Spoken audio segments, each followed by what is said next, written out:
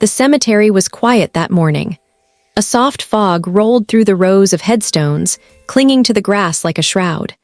The only sound was the distant cry of a crow and the faint rustle of leaves brushing against the cold wind. Near the edge of the graveyard, beside an old oak tree, a dog sat. His fur was faded, his eyes dim, and his body thin from years of waiting. He didn't move much anymore, just enough to lift his head when footsteps echoed nearby. But when he saw strangers, he'd lower it again, resting his muzzle against the grave he had guarded for so long. 5 years had passed since the day his world ended. His name was Max, a golden retriever once full of life, laughter, and loyalty.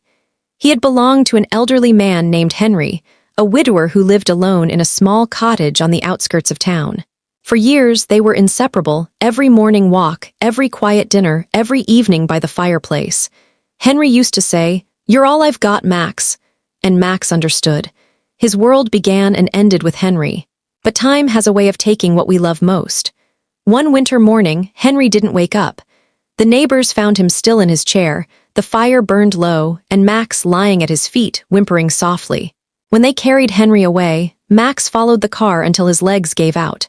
He sat at the gate for days, refusing food, refusing comfort, waiting for his best friend to come back. The day of the funeral was cold and gray. Henry's family, distant relatives who hardly knew him, gathered briefly to say their goodbyes. They noticed Max sitting quietly beside the coffin, eyes fixed, tail still. When the burial was done and the people left, Max didn't move. He just stayed there, lying on the fresh dirt, nose pressed against the soil as if trying to reach the man beneath. That night, the groundskeeper, an old man named George, tried to coax Max away. "Come on, boy," he said softly, holding out food. But Max refused. He wouldn't leave. And from that day on, he never truly did. Through rain, snow, and burning summer heat, Max kept his silent vigil. Every morning, he'd lie beside the grave. Every evening, he'd curl up under the oak tree nearby. George began bringing him scraps of food, water, and an old blanket. Soon, others noticed, visitors, mourners, people passing by. They'd leave bits of food or pat his head. But Max didn't seem to want anyone's comfort. He wanted one person, the one who would never come back. The years blurred together.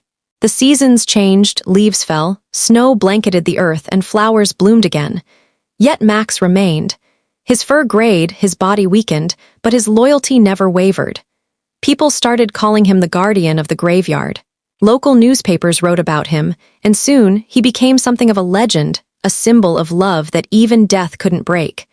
Children came with their parents just to see him, leaving notes beside the grave that read, "You're a good boy, Max." But love like that takes a toll. One cold February morning, George found Max struggling to stand. His legs trembled, his breath shallow. George knelt beside him, tears filling his eyes. "You've done enough, old friend," he whispered. But Max, even then, turned his head toward the grave, resting his paw on it as if saying goodbye. That evening, as the sky turned a soft shade of pink and gold, George returned with a blanket. He found Max lying still beside Henry's grave, his head resting where it always had been. The air was quiet. The wind had stopped. It was as if even nature held its breath in respect. George sat down beside him, his hands trembling as he placed them gently on Max's fur. "You kept your promise," he murmured. The next morning, word spread quickly. People from town came to the cemetery, bringing flowers, candles, and photos. Someone placed a small wooden sign beside Henry's tombstone that read, "Here lies Henry," and beside him, Max, his loyal friend who never left his side. The town decided to bury Max right next to Henry, where he had spent all those years guarding the man he loved.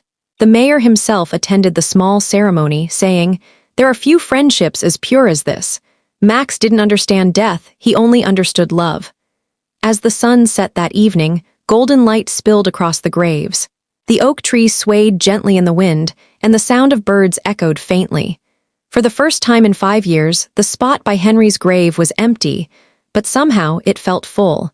Full of love, devotion, and peace. People still visit that cemetery today. Some bring their dogs. Some come alone, sitting quietly by the gravesite, feeling something unspoken, a reminder that loyalty doesn't end when life does.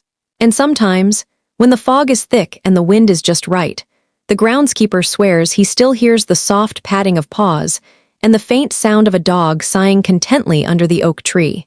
Because some bonds, no matter how much time passes, never truly die.